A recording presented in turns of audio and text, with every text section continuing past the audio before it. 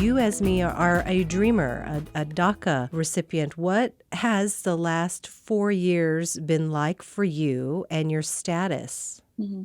I mean, it's definitely been, I think, difficult to both hold something personally and then also report on it. I've reported on immigration issues before. I became an immigration reporter. And so I think there were definitely times that I had to be like, okay, I have a personal stake in this, of course, and I can make sure to let my editors know and so that it doesn't affect the reporting process. But I think by and large, I just kind of see it as this thing that I like, almost like this vase that I'm like, I'm going to put this vase aside. I will come back to it, but it's not something that I can deal with right now.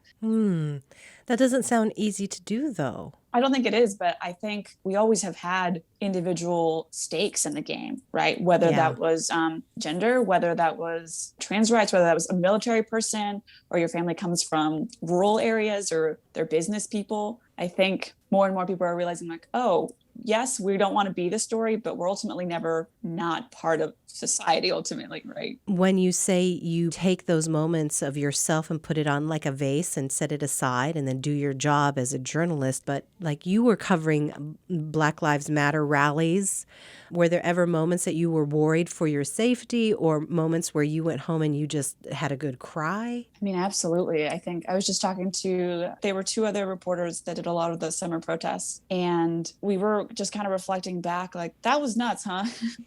We were wearing bulletproof vests and like gas masks and thinking like, okay, this is just what we have to do. But then we did that for days on end and then it was months. And you're right, like that vase, you keep filling it up and you keep filling it up and being like, I'll come to it later. I'll come to it later. I just finished the story. I'll come to it later. But the problem with the news cycle is that it never ends. So if you play the game of filling the vase will, if not overflow, shatter. Oh. I think too of times that not dealing with a vase also makes you a worse reporter.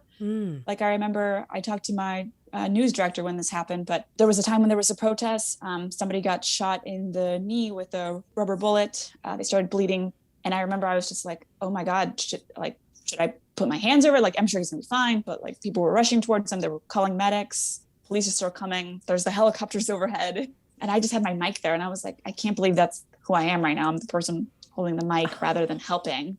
Am I a bad person?